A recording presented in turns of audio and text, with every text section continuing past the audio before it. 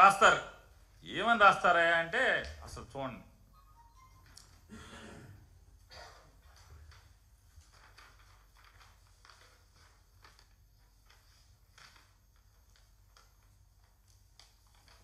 (28/10/2024) October 24వ తారీఖున నారా చంద్రబాబు నాయుడు గారి tweet కూడా అది కూడా ఈనాడులో వచ్చింది.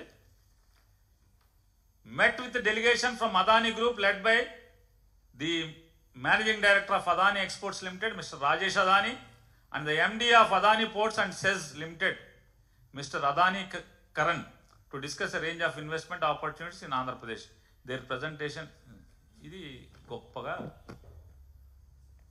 అద్భుతం, ఆహా ఓహో, అదానీ వాళ్ళు వచ్చారు, మాతో మాట్లాడారు. అసలు అదానీ వాళ్ళు అంతటోళ్ళు మాతో వచ్చి వ్యాపారం పెడతామని ఆంధ్రప్రదేశ్లో అంటాం, ఆహా ఓహో అని రాస్తారు. కింద అదానీ భారీ పెట్టుబడులు, రాష్ట్రంలో పోర్టులు, మైనింగు, ఐటీ, పర్యాటకం, ఆర్టిఫిషియల్ ఇంటెలిజెన్స్ వంటి రంగాల్లో అదానీ వ్యాపారం మొదలు పెడతారు ఆంధ్రప్రదేశ్లో. అమరావతి ఇన్నర్ రింగ్ రోడ్ నిర్మాణానికి సంసిద్ధత, ముఖ్యమంత్రి చంద్రబాబుతో అదానీ గ్రూప్ ప్రతినిధులు భేటీ, ఆహా ఓహో వ్యాపారం. కృష్ణపట్నం, గంగవరం పోర్టులు కూడా బాగా విస్తరిస్తారు. రామోజీరావు గారి అబ్బాయి ఒక్కసారి వెనక్కి తిప్పితే కాగితం జగన్మోహన్ రెడ్డి గారు ఉన్నప్పుడు అదానీ వాళ్ళు వచ్చి కలిస్తే ఏం రాశారు చూడండి ఒకసారి. బొగ్గు టెండరు అదానీకే, అదానీ కోసం అడ్డగోలుగా ఎడ్డింగ్లు. అదానీ అయితే ఓకే, మరి ఇక్కడ ఎవడో బాబాయ్, ఈ బాబాయ్ ఎవడో? జగన్ గారు ఉన్నప్పుడు అయితేనేమో మీకు చేదు, విషం చిమ్ముతారు. అదే అదానీ వాళ్ళు ఇప్పుడు వస్తే ఆహా ఓహో.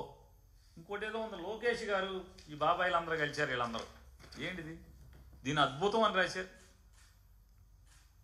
ఇది ఎప్పుడుది? ఇది 2014 డేటా సెంటర్, 2014-19 మధ్యలో డేటా సెంటర్. మళ్ళీ కొత్తది డేటా ఏపీకే, అదే అదానీ. వీళ్ళు రాస్తారు. అదానీ సంస్థల చైర్మన్ గౌతమ్ అదానీతో ఐటీ ఎలక్ట్రానిక్ శాఖల మంత్రి లోకేష్ ఏపీలో పెట్టుబడులు కట్టుపడ్డాం. కొంచెం కూడా సిగ్గుపడరు. అరే అప్పుడు అలా రాశామే, ఇప్పుడు ఇలా రాయిచ్చా, రాస్తే ఏమని అనుకుంటారేమని. ఎవడేమనుకుంటే నాకేంటి, సిగ్గిడి చేశాం. విశాఖలో క్లౌడ్ సిటీ. అదే జగన్మోహన్ రెడ్డి గారు ఉంటే అదానీకి 60 ఎకరాలు.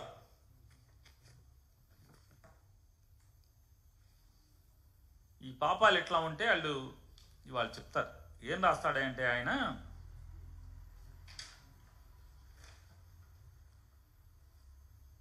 జగన్మోహన్ రెడ్డి గారు ఏది ఈనాడు పేపర్ ఇదా,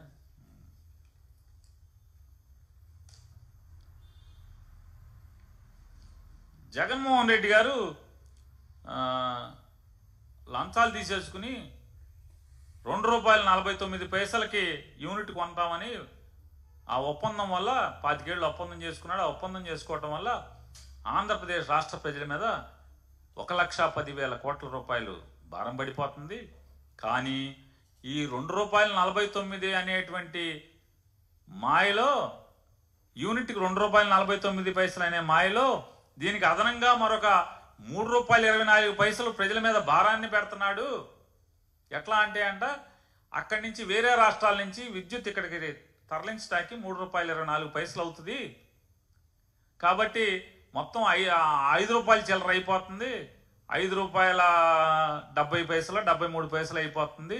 ఇది ఘోరం, దుర్మార్గం అని రాస్తాడు. ఎంత పచ్చి పాపం అంటే ఇలా రాయొచ్చా? ఇది జర్నలిజం నీతేనా అని కూడా వీళ్ళకి ఏమాత్రం కూడా సిగ్గుపడే పరిస్థితి ఉండదు.